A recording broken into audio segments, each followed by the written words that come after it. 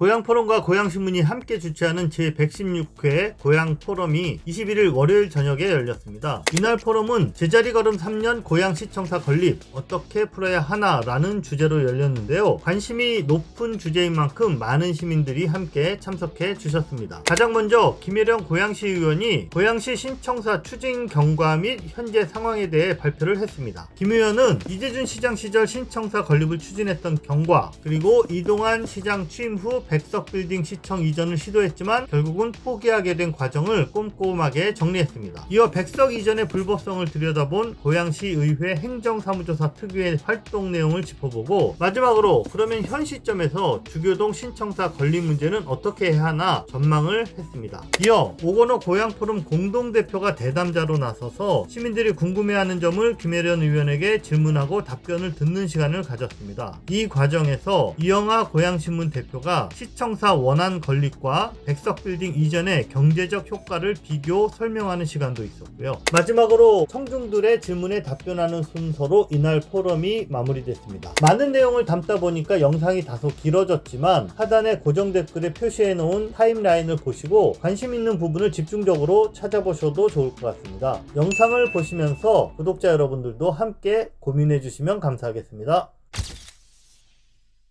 우리 발표자 모시도록 하겠습니다. 여러분 큰 박수로 우리 발표를 부탁드리겠습니다.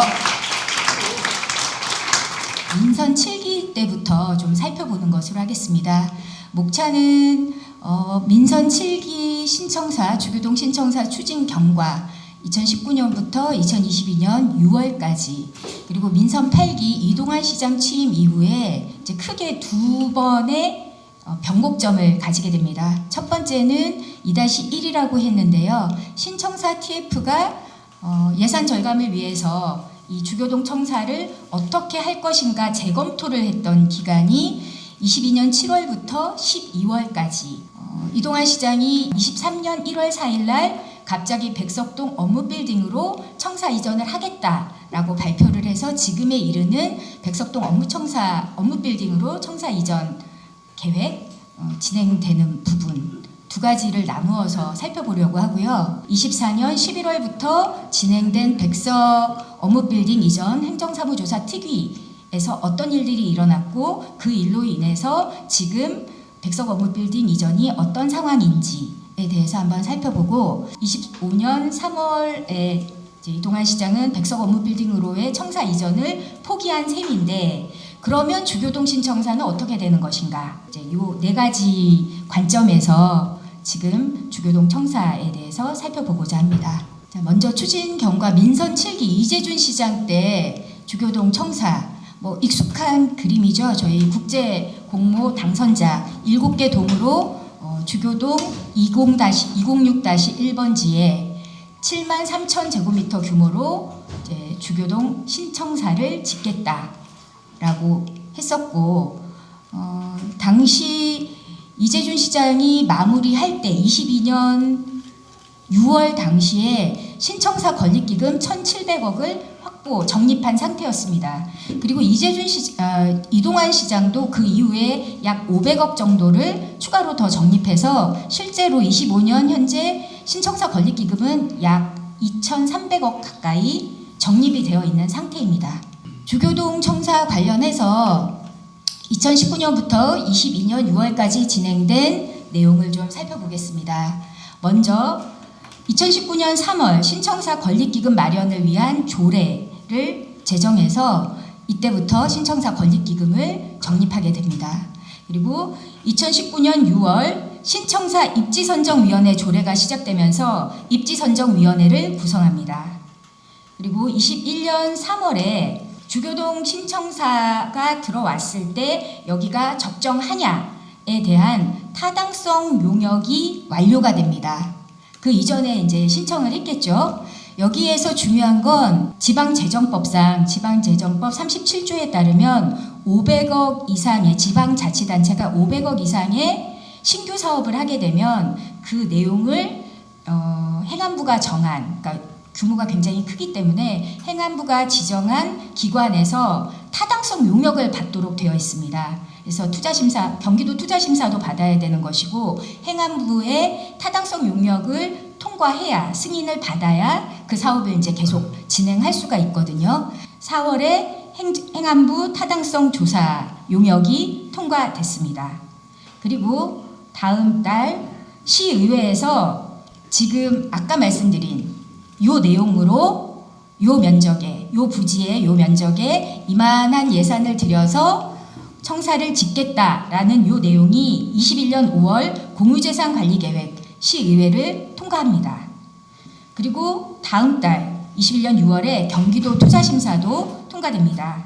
그리고 12월에 21년 12월에 아까 보신 그 7개 동으로 된 국제설계 주교동 신청사 국제설계 공모 당선작이 확정되면서 22년 5월 그러니까 저희가 민선 7기가 끝나가는 무렵입니다. 그때 그린벨트 해제가 되고 도시계획시설 결정이 완료됩니다.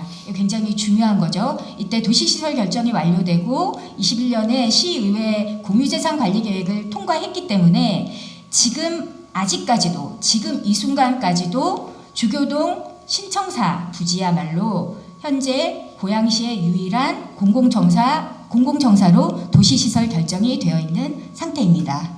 그리고 22년 3월에 신청사 설계 용역 착수가 들어갔고 22년 6월에 신청사 건립사업 관리 용역이 개찰을 CM이라고 하는데 개찰이 예정되어 있었죠.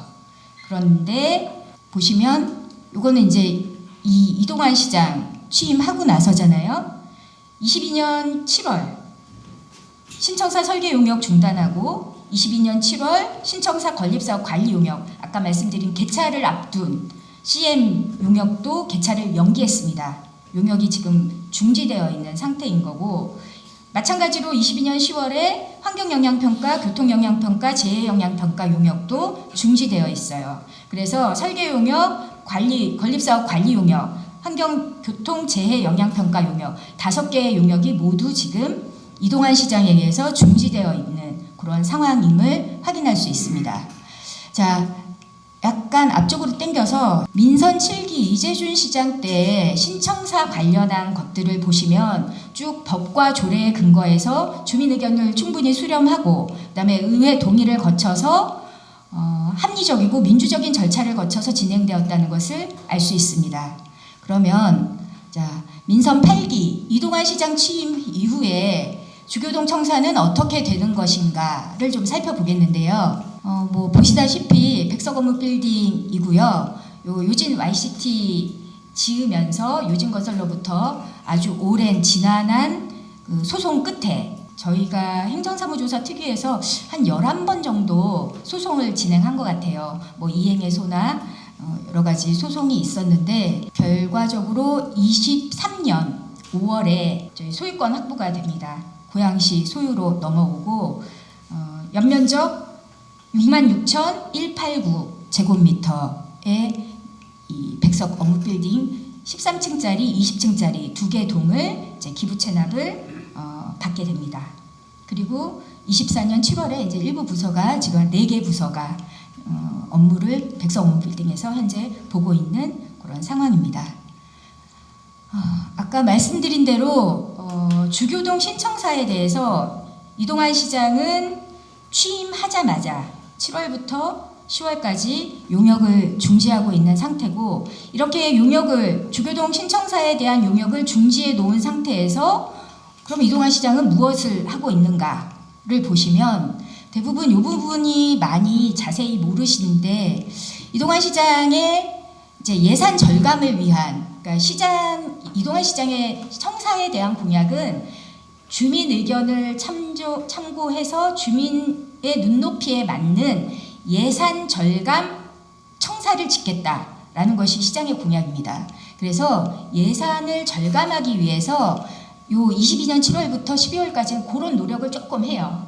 그래서 실제로 예산 절감을 위한 이제 신청사 건립 검토를 하는데 보시면 이동환 시장이 취임하고 나서 TF가 한 3개 정도가 바로 꾸려집니다. 그래서 경자구역 TF가 가장 먼저 꾸려지고 7월 4일 꾸려지고 나중에 경자구역 TF는 조직 개편을 하면서 경자구역 그러니까 경작과로 이제 조직 개편하면서 TF가 없어지고 22년 11월까지 신청사 TF하고 교통허브 TF가 진행이 됩니다. 신청사 TF가 10회 회의를 진행하고 이때 당시에 신청사 TF 단장이 전 이정형 부시장입니다. 그리고 교통허브 TF가 9회 정도 회의를 하는데 이 교통허브 TF 단장이 지금 도시관리공사 사장으로 있는 강승필 사장이 교통허브 TF 단장이었습니다. 두 분 다 인수위에 계셨죠? 신청사 TF에서 가장 첫 번째로 검토했던 것은 주교동 청사 7만 3천 제곱미터에 대한 민간 복합 개발을 검토했습니다. 민간 복합 개발을 검토했던 것은 아마도 민간에서 들어와서 여기를 좀 더 어떻게 재정은 줄이고 뭐 그런 방법을 좀 고민을 했던 것 같아요. 그런데 이제 여러 가지 첫 번째로는 7만 3천 제곱미터가 그 공공청사의 목적으로만 도시시설 결정이 되어 있기 때문에 민간이 잘못 들어올 경우 특혜 시비가 될 수 있고 보통 저희가 특교나 특조를 받기 어려운 구조이기 때문에 민간 복합 개발은 이제 금세 검토하고 바로 이제 안 되겠구나 정리를 한 것이죠. 그리고 두 번째 성사혁신지구로 이전을 검토한 적이 있습니다. 사실상 신청사 TF는 보시다시피 신청사 관련한 TF구나 라고 하는데 교통허브 TF가 굉장히 애매한데 교통허브 TF가 처음에 시작할 때는 역을 중심으로 이제 개발 계획 혹은 발전 계획 이런 것들을 검토했는데 제가 10회 9회 진행된 내용을 찬찬히 살펴보니까 원당역과 성사혁신지구를 중점적으로 검토를 했었고 요거는 제가 이제 작년에 성사혁신지구 관련해서 시정 질문을 한 바가 있습니다. 저희 고향 팟에 그 관련해서 이렇게 압축해서 올려놓은 자료가 있는데 교통허브 TF에서 이제 성사혁신지구 여기도 연면적이 한 2만 평 정도 되거든요. 그러니까 여기로 넣으면 어떨까라고 잠깐 검토를 했었어요. 그래서 같이 신청사 TF, 교통허브 TF가 같이 이렇게 이제 회의를 진행하기도 했었는데 결국 성사혁신지구도 도시재생 혁신 사업으로 했기 때문에 도시재생 특별법에 근거해서 사업이 진행되다 보니까 여기도 안 되겠다라고 바로 이제 법적인 검토가 나왔기 때문에 못했습니다. 그래서 가장 마지막까지 검토했던 게 단계적 검토 5,000평 정도로 축소해서 건물을 짓는 것 7만 3천 제곱미터면 사실 한 2만 2천 평 정도 되거든요. 2만 2천 평 규모를 5천 평 정도로만 축소해서 짓고 단계적으로 짓겠다라고 검토를 했었는데 이제 여기서 5천 평은 현 청사 지금 사용하고 있는 청사 굉장히 협소하잖아요. 그래서 인근에 한 8개 줌시티 포함해서 뭐 9개 건물에 나가 있는 그 공직자들이 이게 활용하고 있는 면적이 한 5천 평 정도 되거든요. 그러니까 진짜 정말 그 최소한의 면적만 짓는 것을 이제 11월까지 검토했던 것으로 보입니다.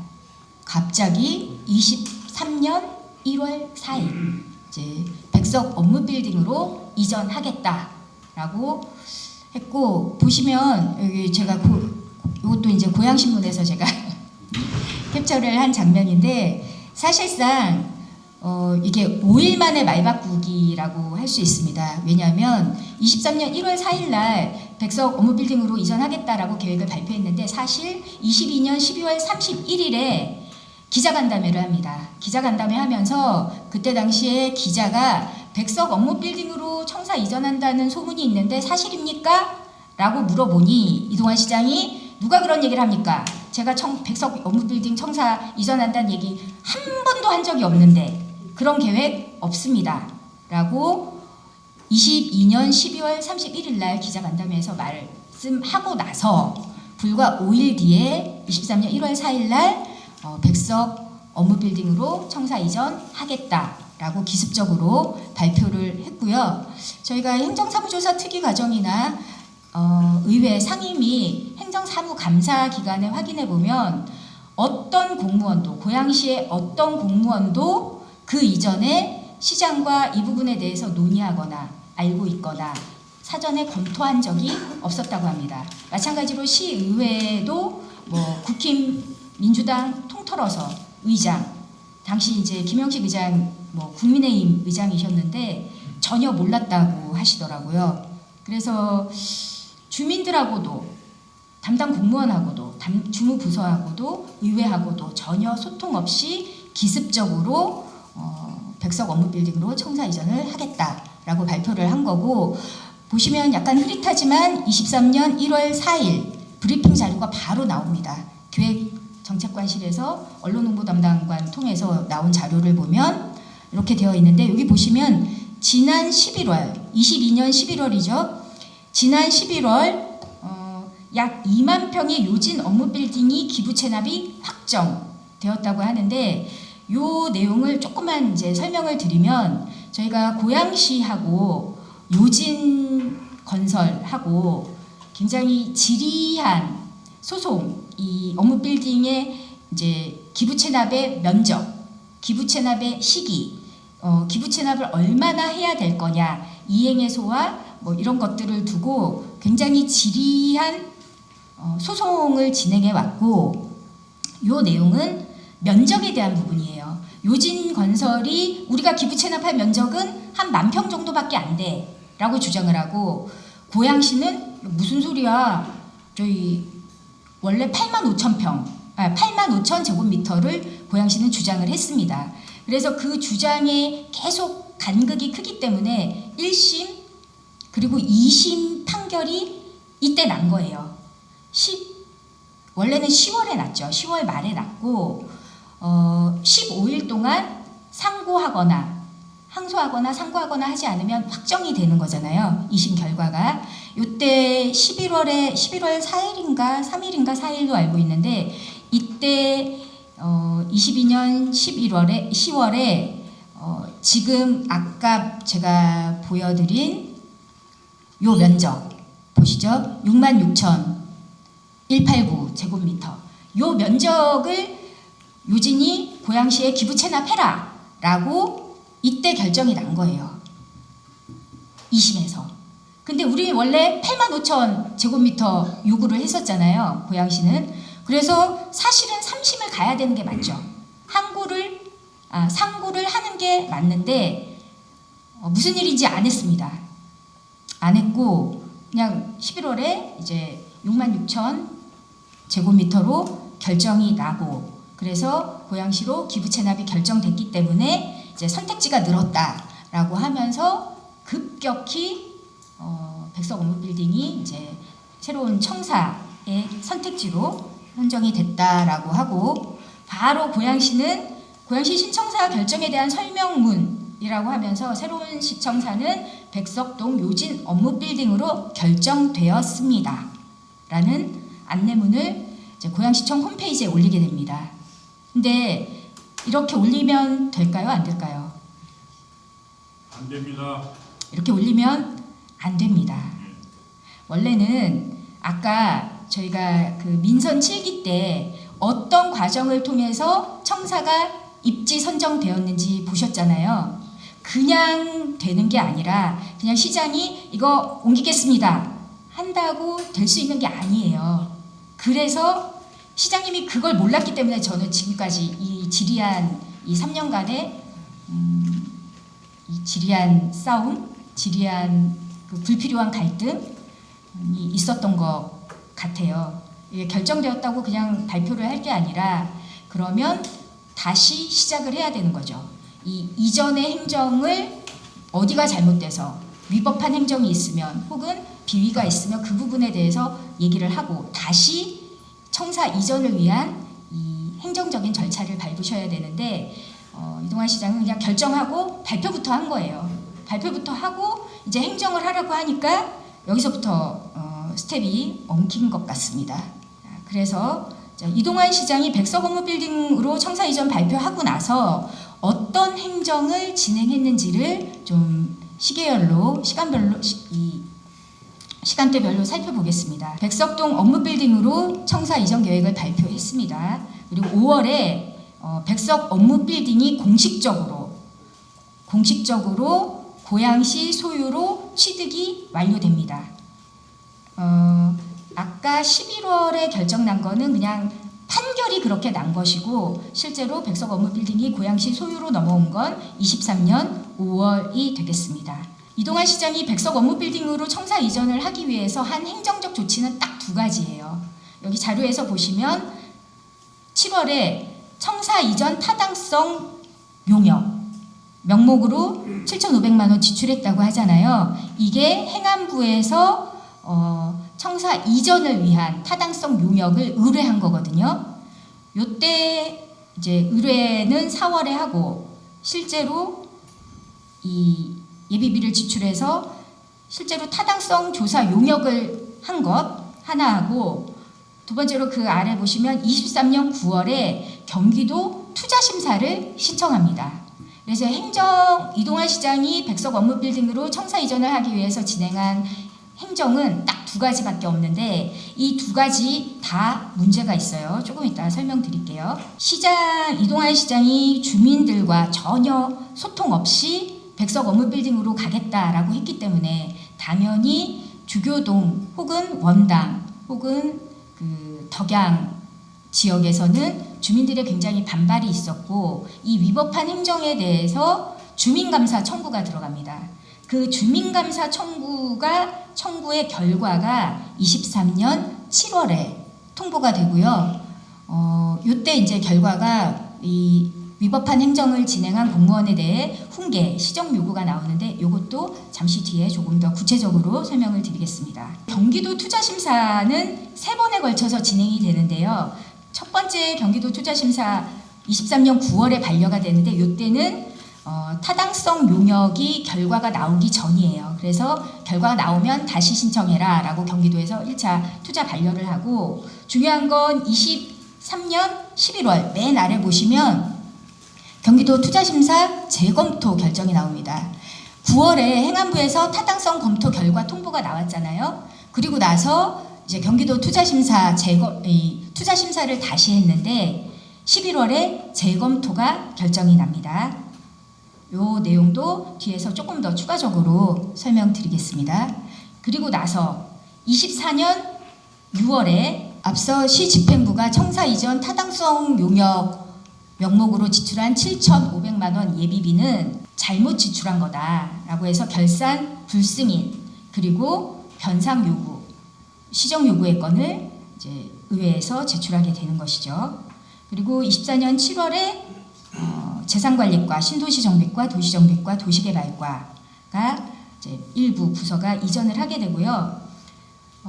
1년 만에 24년 11월에 경기도 투자심사 재검토 나왔는데 이 재검토에서 이제 보완 사항이 나왔거든요. 이 보완에 대해서 충분히 해소가 안 됐기 때문에 결국 경기도 투자심사 24년 9월에 반려되는 상황이 됩니다.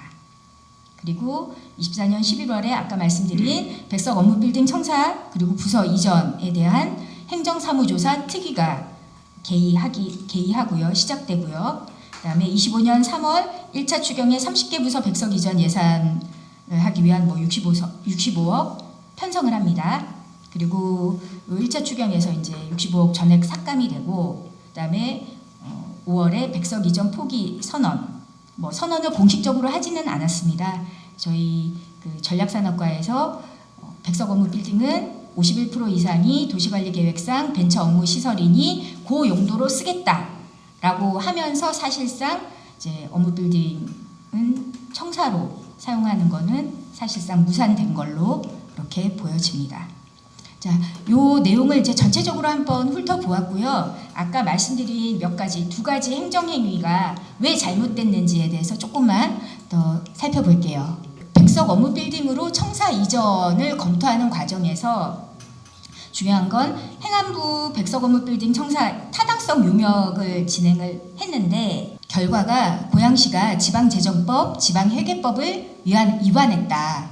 그래서 관련 공무원 훈계 그리고 앞으로 이런 행정을 하지 않도록 해라라고 이제 경기도 주민감사 청구 결과가 나온 거예요. 상급 기관이 했기 때문에 고양시는 따라야 되는 거죠. 그래서 어떤 지방재정법, 어떤 지방회계법을 위반했는지 또 이제 경기도 주민감사 청구 내용을 그대로 가지고 왔는데요. 첫 번째는 타당성 조사 예산을 적정 비목으로, 원래 용역비이기 때문에 시설비 비목으로 7,500만 원을 따로 세워서 추경이나 이런 과정에서 의회 동의를 얻어서 이 예산을 집행해야 되는 거예요. 근데 그렇게 하지 않고 예산 담당관 소관의 이제 기관 공통 경비, 그러니까 사무관리비에서 그것도 일부만 2천만 원만 이제 낸 거죠.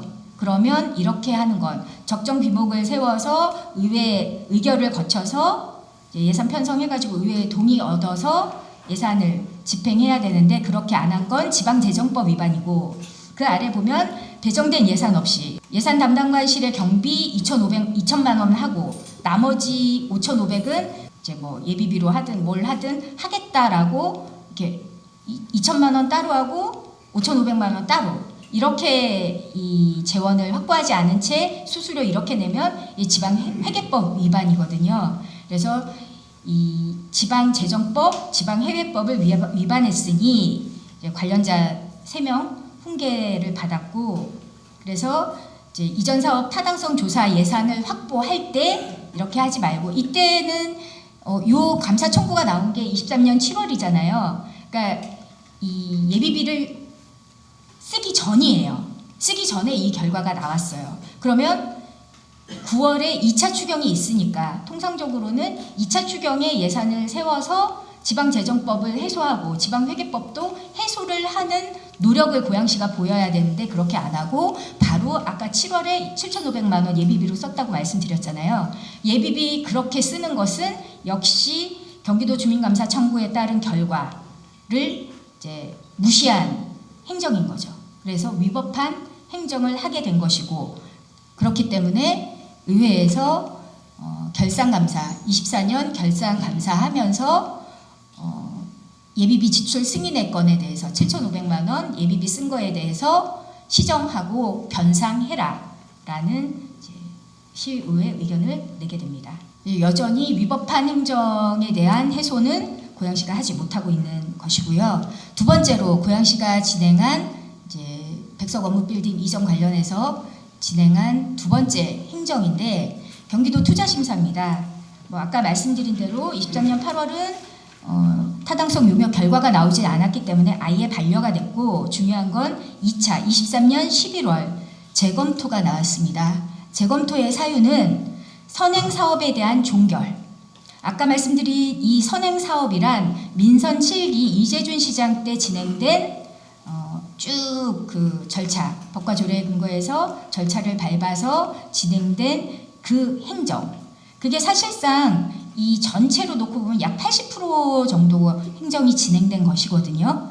80% 기진행된 행정에 대한 해소, 그리고 그다음에 이렇게 하려면 결국 시의회와 협의를 해야겠죠. 시의회와 충분한 사전 협의를 통해서 이 기진행된 사업에 대한 종결을 해와라. 그리고 주민 설득, 주민 의견 수렴, 주민 소통, 주민 설득의 과정, 수기 과정을 충분히 해와라 라는 이유로 부결이 됩니다. 요 내용이 이제 그 내용이고요. 그래서 요 사유가 24년 9월에 경기도 투자심사를 신청할 때 이 사유에 대해서, 재검토 사유에 대해서 보완을 해야 되잖아요. 전혀 보완이 안 된 상태로 경기도 투자심사를 24년 9월에 다시 신청했기 때문에 이때는 아예 반려가 된 걸로, 아마 안건 상정이 제대로 못된 걸로 알고 있습니다. 그래서 타당성 용역에 대한 부분, 그리고 경기도 투자심사에 대한 부분, 유일하게 두 가지 행정을 고양시에서 했는데 전혀 제대로 된 행정을 하지 못하고 행정에 대한 어떤 보완, 이것도 진행되지 않은 상황이라고 볼 수 있겠습니다. 이제 말도 안 되는 행정, 그리고 주민들과의 이 불필요한 갈등, 그리고 시의회와 전혀 소통이 되지 않는 구조. 사실상 그 7,500만 원을 경기도 주민감사 청구에서 의회 승인을 받아서 예산을 세워서 의회 승인을 받으라고 하는 거는 의회와 협의하라는 거거든요. 그리고 의회 동의를 얻으라는 거거든요. 근데 그 과정을 전혀 하지 않고 그냥 예비비를 쓰는 그런 꼼수를 보였기 때문에 전혀 의회와 소통이 안 되고 있었고, 그 과정에서 너무나 많은 문제점들이 노출됐기 때문에 이 과정을 좀 행정사무조사 특위를 좀 구성해서 살펴볼 필요가 있겠다라는 생각이 들어서 24년 11월에 백석동 업무빌딩으로의 고양시 청사 이전 사업 그리고 부서 이전에 대한 행정사무조사 특별위원회가 구성되게 됩니다. 이 과정에서 여러 가지 쟁점을 다루었습니다. 아까 말씀드린 그 요진과 고양시 간의 기부 체납 빌딩, 업무 빌딩에 대한 백석 업무 빌딩에 대한 면적에 대한 부분, 면적에 대한 소송, 뭐 여러 가지 소송이 있지만 새로운 소송이 이게 21년부터 시작됐던 소송인데 이제 제목을 보시면 백석 업무 빌딩 기부 체납 이행 지연 손해배상 소송이 있었습니다. 이 말씀 이제 좀 제목이 어려우시죠? 어떤 내용이냐면 요진 YCT에서 요진건설에서 고양시에 백석 업무 빌딩을 기부 체납을 해야 되잖아요. 원래 이 기부 체납을 해야 되는 시기는 요진건설이 다 준공을 한 2016년 9월입니다. 2016년 9월에 이 백석 업무 빌딩을 지어서 고양시에 기부 체납을 했어야 되는데 실제로 언제 기부 체납이 됐어요? 23년 5월에 기부 체납이 됩니다. 시차가 굉장히 오랜 차이가 있잖아요. 그래서 고양시가 이재준 시장 때, 민선 7기 때 야, 백석 업무 빌딩 기부 체납이 이렇게 늦어졌으니까 빨리 받았으면 우리가 이걸 빨리 잘 활용했으면 고양시에 수익이 많이 났을 텐데, 잘 활용을 했을 텐데 기부 체납이 지연됐기 때문에 이 지연에 대한 손해배상 소송을 한 거예요. 그러니까 이 7년간 진행된 이 지연된 손해배상 소송을 하면서 고양시가 이제 원고인데 고양시는 460억. 야, 우리가 이 기간 동안 460억 원어치 백석 업무 빌딩을 활용할 수 있었는데 너네가 기부채납 너무 늦게 해서 우리가 이만큼 손해가 났어 라고 고양시는 460억을 주장을 한 거고, 근데 이 법원 판결이 1심 판결이 24년 11월 29일 날 납니다. 이제 작년에 난 건데 법원에서는 고양시가 주장한 460억 중에 262억만 인정을 했어요. 인용을 했어요. 그래서 왜 262억만 했지? 거의 200억 정도 차이가 나는 거잖아요. 판결 내용을 보니까 기부채납 이행을 하는 거는 2016년 9월 30일이 맞아.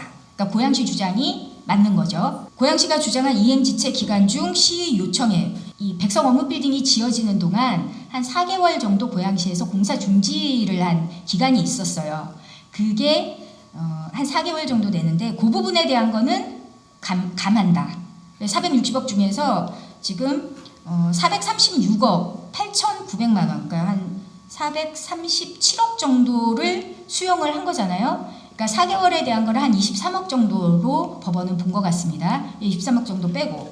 그러면 한 437억 정도를 해줘야 되는데, 인정해줘야 되는데 왜 262억밖에 인용을 안 한 거냐라고 보니 업무 빌딩의 규모가 명확하지 않다. 이거는 저희가 고양시하고 요진건설하고 이 관련해서 업무 협약을 맺을 때 이런 부분이 면적에 대한 부분이 명확하게 안 됐기 때문에 양자가 다 책임이 있다고 본 것 같고, 그다음에 중요한 건 업무 빌딩 소유권을 이전받고 23년 5월에 이전을 받았잖아요. 고양시가 1년 넘게 업무 빌딩을 사용하지 않은 점.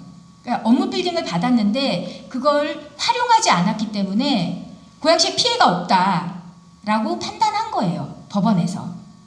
그 금액이 사실 엄청난 거죠. 지금 이 금액 중에서 저희가 추산할 수 있는 금액이 아까 23억, 4개월 중지기간 23억 빼고 나머지는 이 3번에 영향을 받는 건데 업무 빌딩을 사용하지 않은 점을 고려했다. 그러면 도대체 우리가 업무 빌딩을 제대로 활용을 했더라면, 원래 벤처 업무 시설 뭐 이런 걸로 이제 임대를 잘 했거나 이랬다면 우리가 얼마의 이익을 볼 수 있었을까를 한번 산정을 해보면 백석 업무 빌딩 임대료 감정가입니다. 월세 약 5억 8,800만 원, 약 5억 9천만 원 정도라고 보시면 되고, 연간 임대료로 치면 한 70억 정도가 되는 거죠.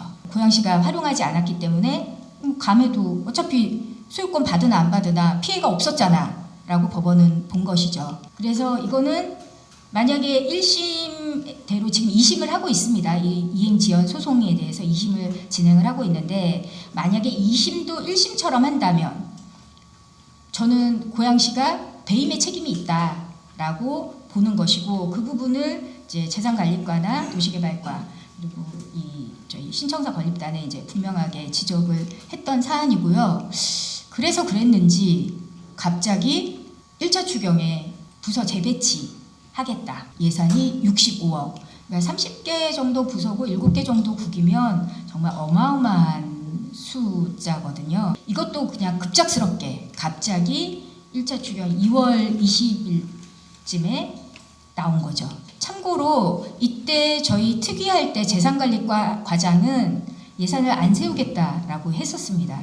근데 예산이 갑작스럽게 편성이 됐고, 이 재산관리과장은 갑자기 원포인트로 저희 차량등록과로 가고, 차량등록과장이 갑자기 재산관리과로는 원포인트 인사가 이제 2월, 3월 중에 이루어지게 되고요. 그리고 나서 이런 발표가 나게 됩니다. 청사 백석 이전 중단, 벤처 업무시설로 활용. 돌고 돌아 결국은 주교동 청사로 이제 다시 가야 되는데, 그러면 주교동 청사로 가려면 어떻게 해야 되나?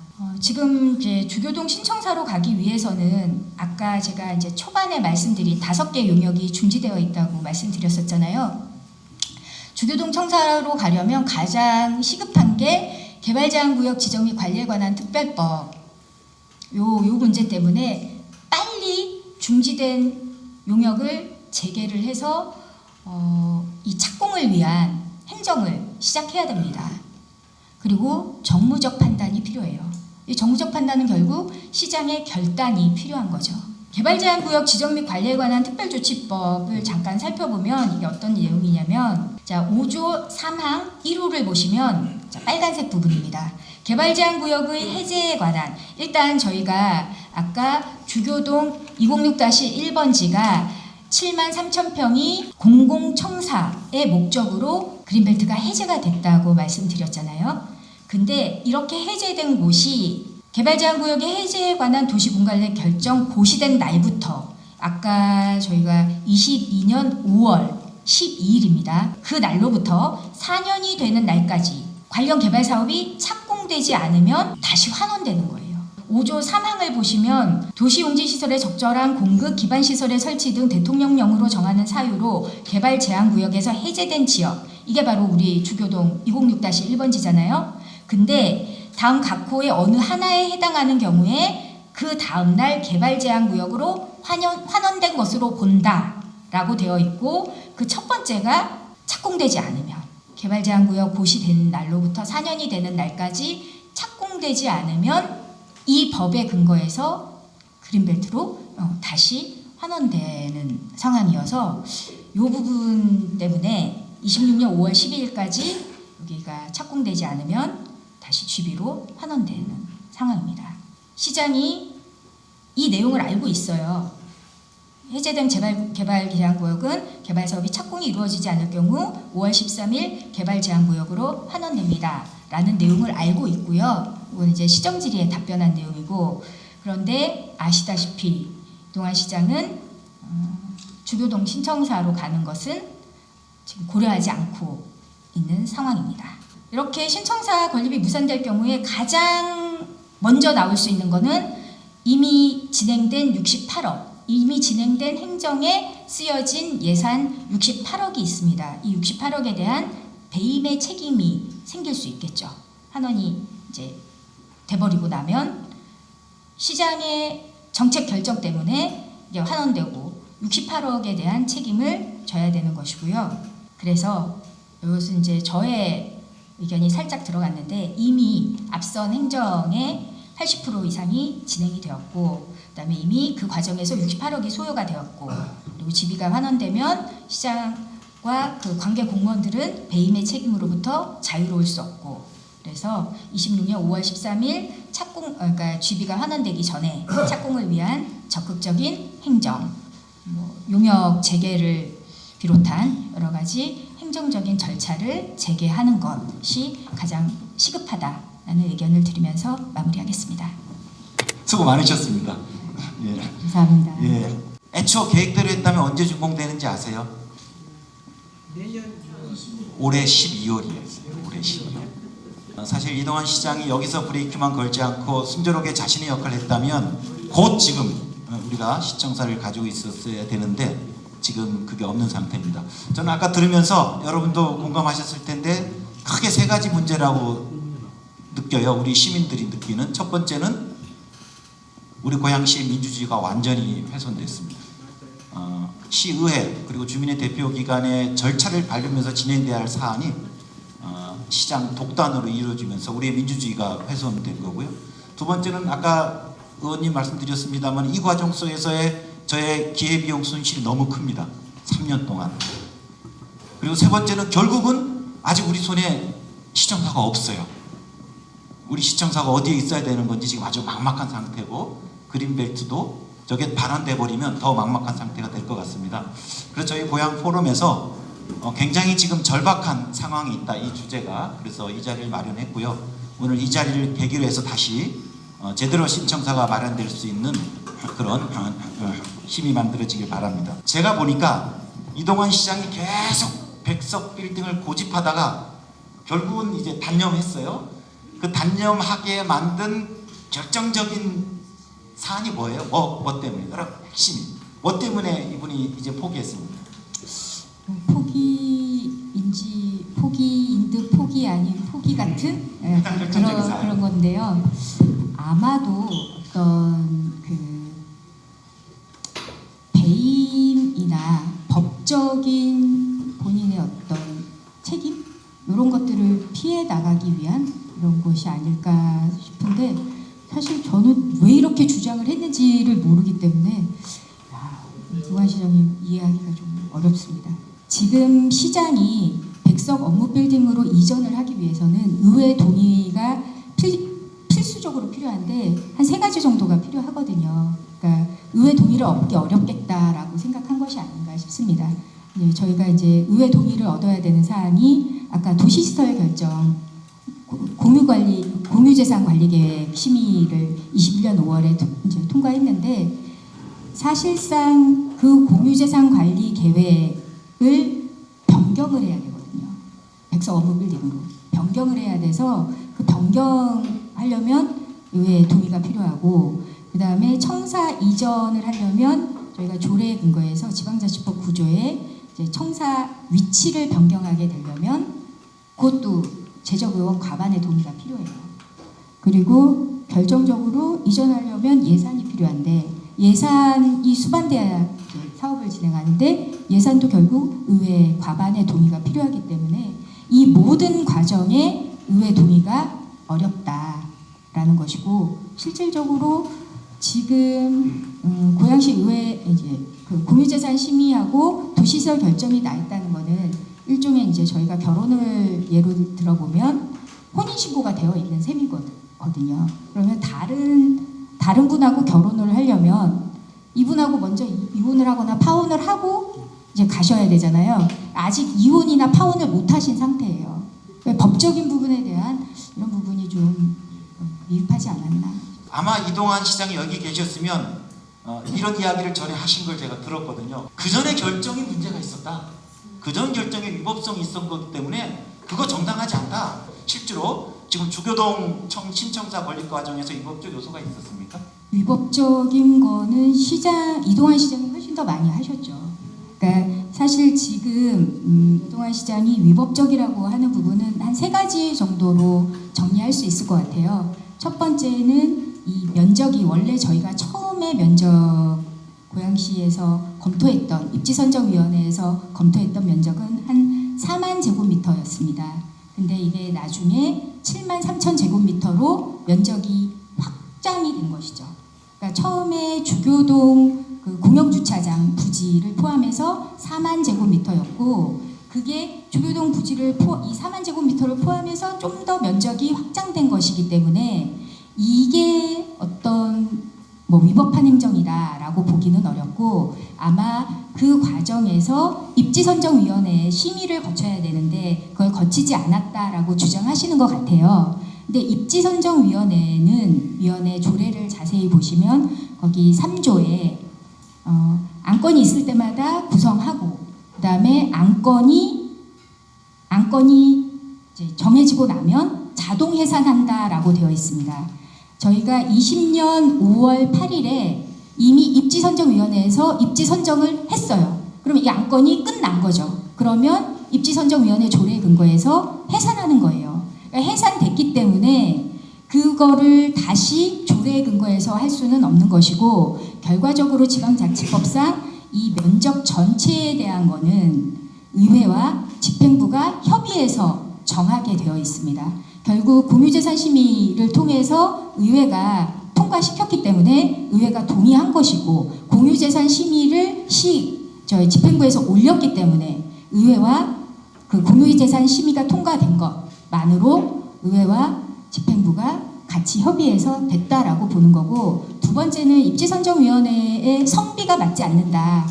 저희가 이제 한성이 60%를 넘지 못하게 되어 있는데 이 위원회 같은 경우 이제 남성이 조금 더 많았어요. 근데 그걸 가지고 이 위법하기 때문에 사업을 못한다라고 하면 고양시의 많은 사업들이 진행할 수 없을 거예요.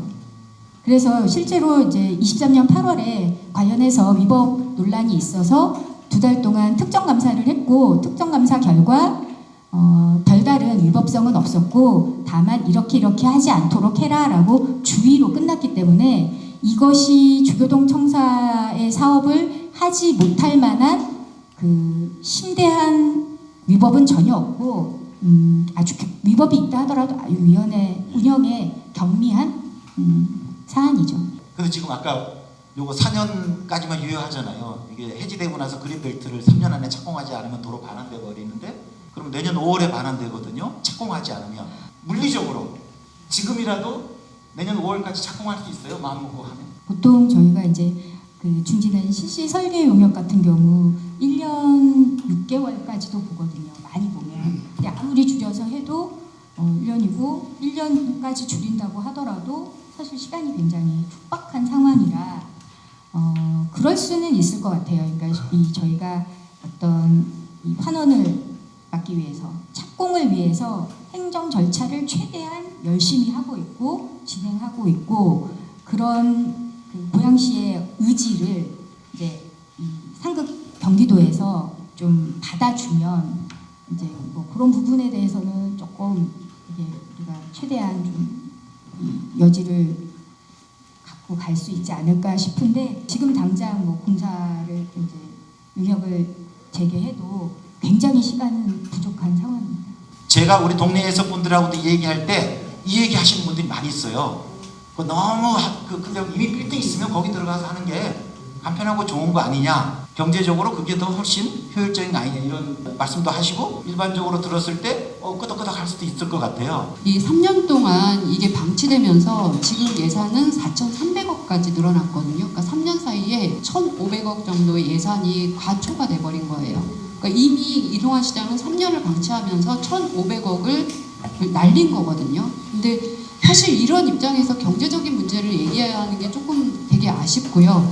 그리고 그게 지금 이렇게 3년이 방치된 건 이유는 딱 하나예요. 절차적인 위법성이거든요. 그러니까 절차를 거치지 않고 진행했기 때문에 공공기관에서 허가를 안 내주는 거예요. 그렇기 때문에 절차적인 위법성 문제로 되었기 때문에 만약에 이대로 그린벨트가 만약에 다시 환원된다면 그린벨트가 환원되는 것까지에서의 배임은 이루 말할 수 없는 예산이 들어간다고 생각하거든요. 단순한 지표로 볼 때 백석동에 건물 2동이 있어요. 이 2동의 가격은 공공기관이 계산했을 때 1,500억 원이거든요. 그러니까 그럼 민간이 계산하면 2,000억 넘겠죠. 그러니까 1,500억 원이고 최소 1,500억 원이고 1,500억 원이고 이전 비용이 고양시에서 잡은 게 600억 원이에요. 근데 공공기관이 이전할 때는 모든 시설이 다시 다 개조가 되거든요. 뭐 민방위 시설에 그러면 보통 민간에서 잡기는 1,000억을 잡아요. 1,000억을 잡고 건물 2동만으로 100만 도시의 시청을 할 수가 없어요. 그럼 바로 인접해 있는 주차장 부지를 학교 부지를 주차장으로 전환한다는 계획을 고양시가 갖고 있어요. 이 주차장 부지가 3,657평인데 이걸 또 환산하면 500억 원이 넘어요. 그러면은 건물 2동과 이전 비용과 그다음에 주차장 부지를 합치면 3천억 원이거든요. 그럼 이 3천억 원은 고양시는 이거를 투자 비용이 0원이라고 말해요. 이 3천억 원은 행안부에서 다 투자 심사할 때 고양시의 원가로 잡거든요. 3천억 원을 원가로 잡아요. 그러면은 이 3천억 원과 고양시 지금 현재 이미 진행됐던 땅에 하는 4,300억 원에 1,500억 하면은 이거는 경제적인 문제는 만약에 시민들이 이 내용 자체를 알고 있다면 경제적으로 영원이다 이런 말이 얼마나 허구인지를 알 수 있을 것 같다는 생각이 들거든요. 대곡 역세권이 지금 그린벨트가 60만 평이 해제되거든요. 60만 평이 해제되는데 그 60만 평이 해제되는 땅이 이 고양시 신청사 부지와 바로 맞붙어 있어요. 바로 맞붙어 있기 때문에 그 신청사를 할 때 만약에 내년에 환원이 된다면 이동환 시장 같은 경우에는 지금 이걸 다시 막 부지런히 해서 내년에 이거를 환원되지 않게 할 수 있는 방법으로 갈 것 같진 않거든요. 그렇다면은 대곡 역세권과 기존의 신청사 부지가 같이 연결해서 그린벨트 해제가 진행되고 이게 같이 시너지를 받을 수 있도록 한다면 고양시 전체적으로 볼 때는 대곡 역세권과 고양시 신청사 부지가 연결되어서 다른 데서 얻을 수 없는 부가가치나 도시의 어떤 중심축으로 성장할 수 있는 가능성이 매우 높거든요. 그래서 그런 모든 것을 생각할 때 100만 도시의 시청이 건물 2동 갖고 되겠냐 이런 근원적인 문제는 뒤로 하더라도 아까 말씀드린 경제적 비교 문제에 있어서 비교 가치가 없다라고 저는 생각하고 있고요. 그리고 그린벨트가 해제가 되면은 현재 만약에 그 인근 지가를 현재 상태로 조사하면 그 현재 상태의 인근 지가와 그린벨트 해제 지역의 지가는 3배가 올라가거든요. 3배가 올라가서 지금 2만 1,000평을 그린벨트 해제됐을 때 고양시가 얻는 자산 취득 가치만 올라가는 게 3천억 원이 넘어요. 그러니까 이건 그냥 뭐 땅 장사하자는 게 아니라 그러니까 공룡의 청사 때문에 경기도에서 그 어려운 그린벨트를 해제해 주었어요. 해제해 주어서 민간이 아니라 공룡의 청사기 때문에 이것이 지금 천억하는 게 그린벨트 해제가 되면 훨씬 높은 자산 가치를 고양시가 공룡의 청사 비용으로 자산으로 획득할 수 있는 거거든요. 그러니까 이렇게 볼 때 그러면 앞뒤 비교를 해볼 때 무엇이 고양시에게 경제적인 이득인가는 시민 여러분이 잘 판단할 수 있을 것 같고요. 이런 내용들이 조금 투명하게 고양시가 공개해야 되지 않나 그렇게 생각합니다. 주교동 청사의 가치에 대해서 조금 부연 설명을 드리면 저희가 이제 타당성 용역, 행안부에서 타당성 용역을 한다고 말씀드렸잖아요. 그래서 21년에 9월에 나온 타당성 용역 결과를 내용을 보면 그 주교동 청사 건립 관련해서 생산 유발액이 5천억 그리고 부가가치 유발액이 1,650억으로 이렇게 나와 있습니다. 합하면 한 6,650억 원이죠. 부가가치 효과가 있다라는 말씀을 드리고 지금 이 상황에서 백석원무 빌딩으로 갔을 때 행정적인 문제들이 아까 말씀드린 문제들이 있을 수 있잖아요.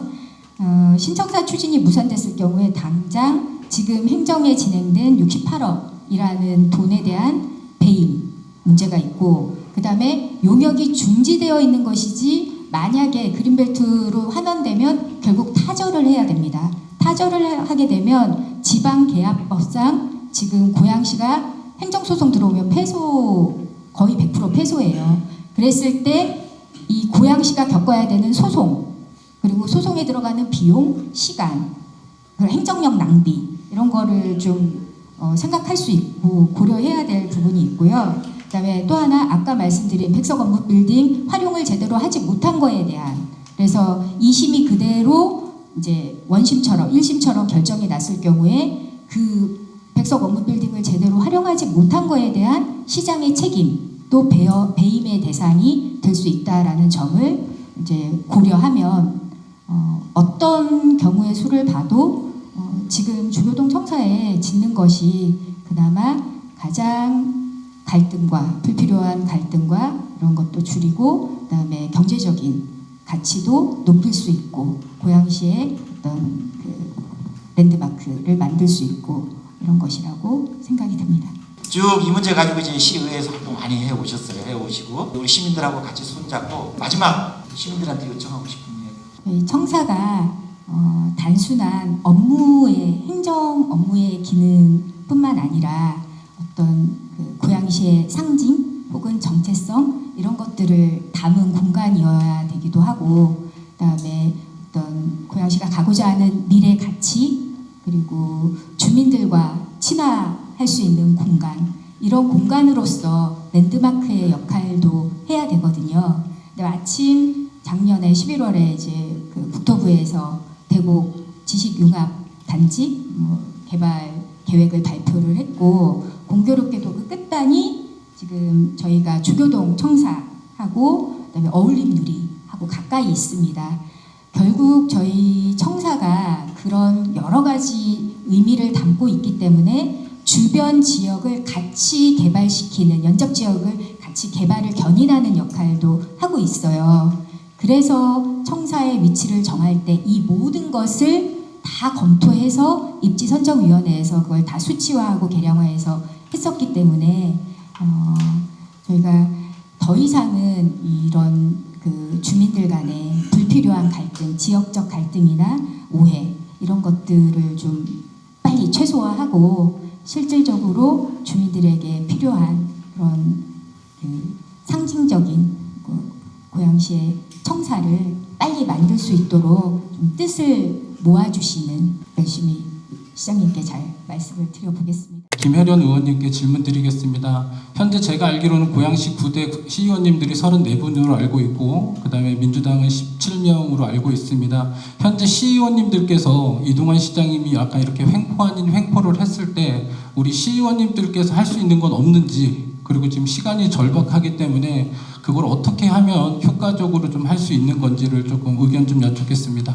지금까지 백석 업무빌딩으로 이전을 사실상 막은 것이 시의회의 역할이었던 것 같아요. 그러니까 백석 업무빌딩으로 이전을 막기 위해서 막을 수는 있지만, 원래 청사 이전 계획대로 하는 것을 하도록 하는 거는 시장 몫이에요. 그러다 보니까 이동환 시장님이 이제 국민의힘 의원님들 말씀도 이렇게 딱 뭐 자주 소통하는 것 같지는 않더라고요. 그러니까 저희가 막는 거는 하지만 스스로 하도록 하는 것은 좀 어려움이 있다. 그래서 그거는 주민들께서 해주실 수밖에 없다라는 생각이 들고요.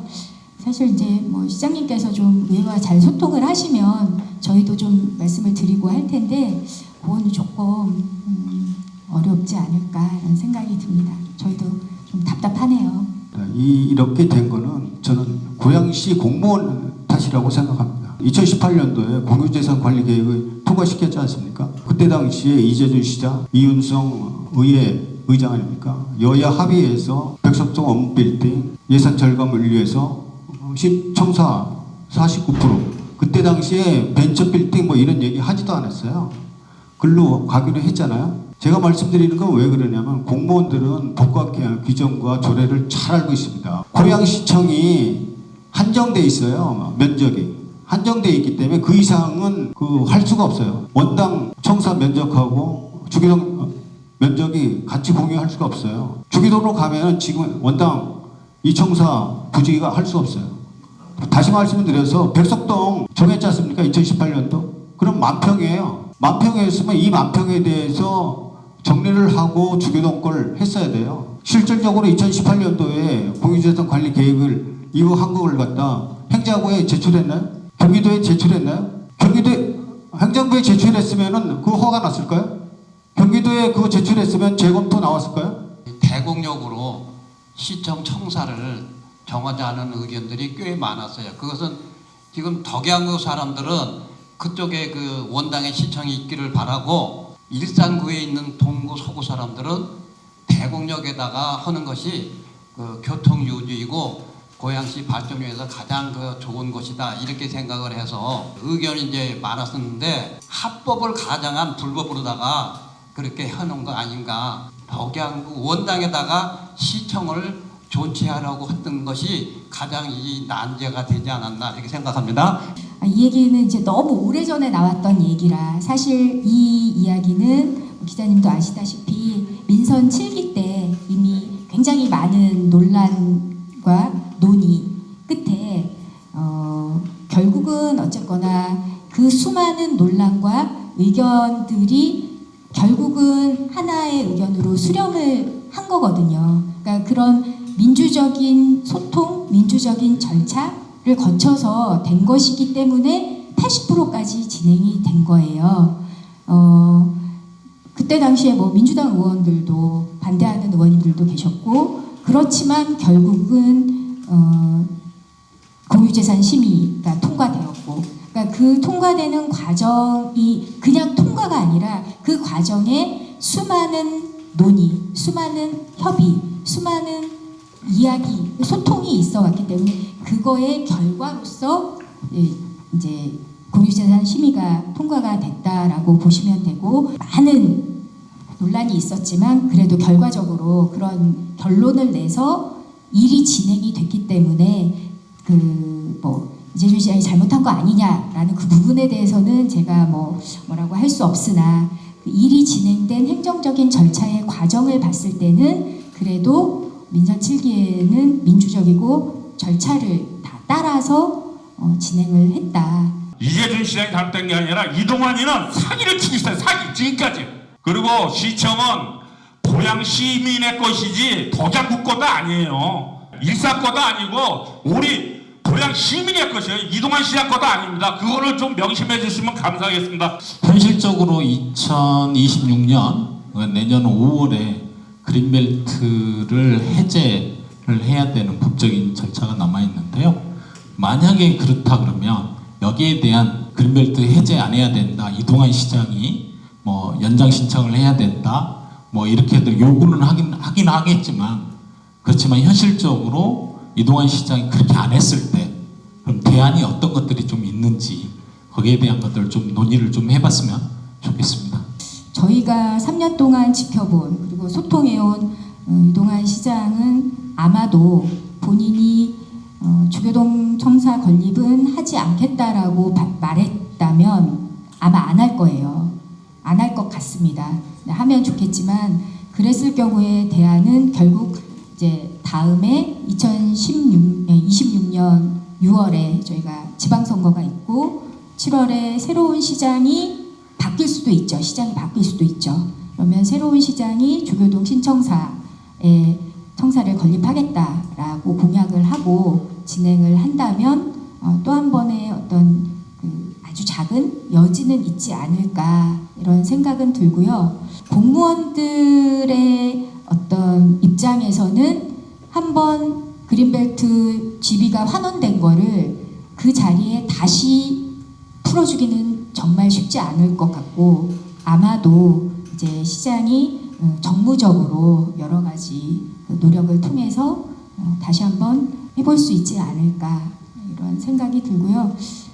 그렇지만 이제 포기하지 말고 이동환 시장을 계속 설득하는 작업은 필요할 것 같습니다. 후보자가 나올 거 아닙니까? 그러면 그분들이 주교동에 시청을 확보하겠다고 했을 때 결정이 되면은 시간적으로 가능한지 거기에 대해서 답변 좀 부탁드리겠습니다. 후보자에 대한 부분은 사실 제가 답변할 수 있는 부분을 조금 넘어서는 일인데 통상적으로 저희가 새로운 후보들이 있으면 아마 후보 토론회도 할 것이고 선관위에서 하는 토론회 아니면 고양신문에서도 이제 그런 후보들 모셔놓고 후보 토론회를 할 텐데 그럴 때 제안서나 이런 형태로 만들어서 사전에 이제 각 후보들에게 제안서를 보내고 그다음에 질의 과정에서 적극적으로 주민들 참여하셔서 물어보시고 그래서 후보들의 입장, 견해를 좀 들어보시는 거를 추천드리겠습니다. 사실 지금으로서는 환원되는 거를 막기에는 역부족해요. 새로운 후보가 됐을 때 다시 도전을 하셔야 될 것 같다는 우려가 있습니다. 반환되더라도 결국은 신청사가 필요하기 때문에 신청사 논의는 계속 이어질 거거든요. 저는 그때를 위해서라도 이동환 시장 임기 그 마지막 날까지 계속 우리의 신청사는 어떠해야 되는지 어떤 문제가 있었는지를 곳곳에서 의견하고 또 어떤 형태로 의견서를 제출하는 것들이 축적될 필요가 있다고 생각합니다. 그러면 아마 이후 또 내년 6월 이후에 정치적 환경이 변했을 때 충분히 이런 것들이 새로운 추진력을 갖는 데 있어서 이게 자양이 되기 때문에 저는 그런 면에서 뭐 그린벨트 반환 여부에 대해서 당연히 반환되지 않았으면 좋겠습니다만 그것으로 모든 게 끝나는 게 아니다. 임기 남아있는 이날까지 계속 저희가 이런 노력을 할 것이고 저희 고향 포럼이 바로 그러한 역할을 하는 조직이라고 생각합니다. 저희들도 다양한 방식으로 그렇게 일을 추진하도록 하겠습니다. 네. 법에 보면 중앙도시계획위원회에서 추가 1년에 하나여 연장할 수 있기 때문에 시민들이 다시 깨어서 일어나면 가능성이 제로라고 보지는 않습니다. 그래서 시의원님과 시민들이 함께하면 아직 끝나진 않았다 이렇게 판단하겠습니다. 저희 신청사 문제만큼 민주당의 국회의원들이 단합된 의견을 가지고 있는 일도 없습니다. 아마도 추측컨대 지금 이동환 시장이 이 주교동 시청사에 대해서 적극적으로 하지 않더라도 시민들의 단합된 힘 그리고 어떤 민주당의 국회의원들 그리고 새로운 시장이 청사에 대해서 적극적으로 한다면 또 저희가 이 상징성을 가지고 있는 그리고 대곡역과 연결되는 랜드마크 시너지를 가진 청사를 가질 수 있지 않을까 이런 희망을 가지게 되는 것 같습니다. 이 자리 마련해 주신 고향 포럼에 감사드립니다. 이 논의가 이렇게 오늘의 어떤 이런 관심만으로 끝나는 것이 아니라 말씀하신 대로 고양시의 미래를 위해서 그리고 고양시의 시민의 어떤 민주주의를 위해서 저희가 함께 앞으로 지속해 나가야 될 그런 문제다라는 것을 우리가 서로 공감하면서 오늘 제116회 고향 포럼을 마무리하겠습니다. 다음 달에도 저희가 또 관심 있는 주제로 여러분들 모시겠습니다. 다음 달에 뵙겠습니다. 감사합니다. 안녕히 들어가세요. 고향신문이 추천하는 다른 영상도 시청해보세요. 고향신문 멤버십 회원으로 가입해 고향신문을 응원해주세요.